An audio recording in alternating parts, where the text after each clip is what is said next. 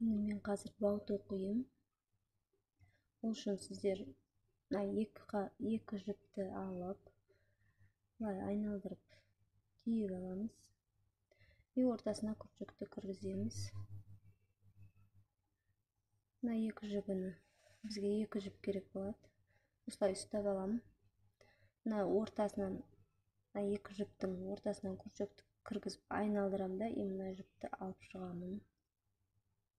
Былайынан. Тағы да осылай екі жіптің ортасына күршекті кіргіземін. Айналдырып, мына жіпті былайынан алып шығамын. Тоже осылай айналдырып кете бересіздер.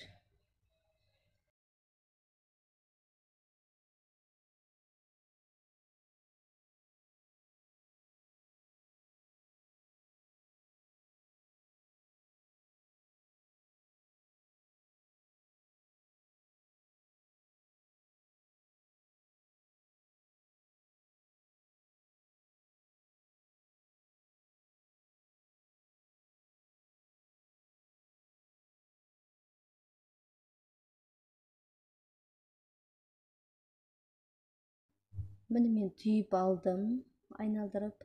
Енді мынаны кіргізіп, былай істеп.